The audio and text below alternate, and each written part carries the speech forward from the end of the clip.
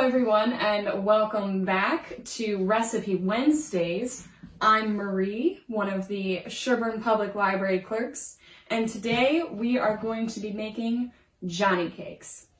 Now, some of you may recognize the name Johnny Cakes from famous book series Little House on the Prairie, which was later made into a wonderful television show.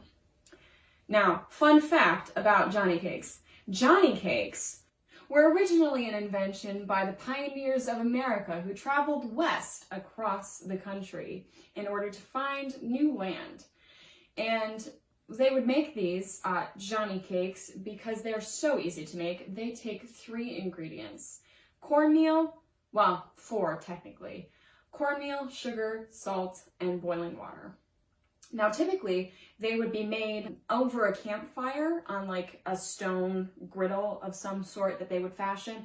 But of course, we are not in the 1700s. So we have a fancy-dancy electric griddle here prepared to make them on. They are sort of like pancakes. And typically the ways that the pioneers would eat them would be with gravy or maple syrup of some sort, or just anything to give them, you know, a little bit of sweetness, a little bit of flavor. All right, so let's get right to it. So, first, you are going to start with a cup of cornmeal. Now, what you can do if you don't have like specific cornmeal, if you have like any sort of cornbread mixture, that could realistically work for this. We're thinking about what we have in our homes right now, right? And I know a lot of people might have leftover cornbread from Thanksgiving, even though it is in fact April. I happen to have actual cornmeal because we make cornbread a lot in my house. So we're just gonna pour this in here. Next, we are going to put in a teaspoon of sugar. And then we are going to put in a half teaspoon of salt. And then you are going to make sure that you have a 1.25 cups of boiling water. And then you are going to pour it slowly. So you're going to do it a little bit at a time. And you're just going to mix up the mixture.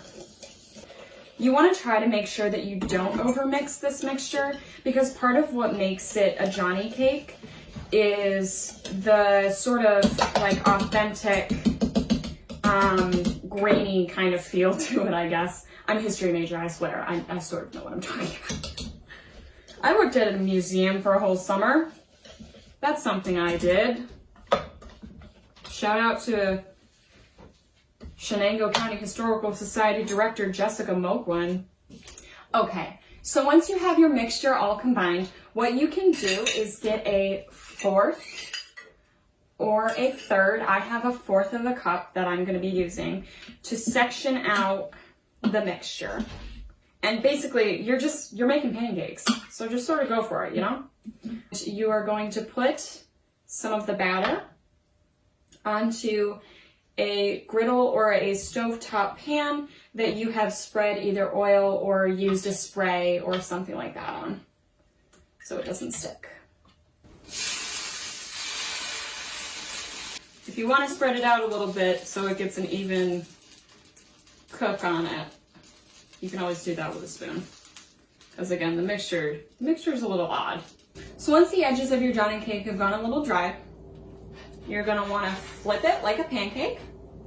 And then you're going to wait about 30 seconds. It's not going to take as long for the second side to cook as it did for the first side. Once your Johnny cakes are all done, you can enjoy them with a little bit of maple syrup, you can enjoy them with gravy, you can enjoy them with whatever your heart chooses. So that's it. That's how you make Little House on the Prairie Johnny Cakes. Thanks everyone for tuning in today, and we will see you next week.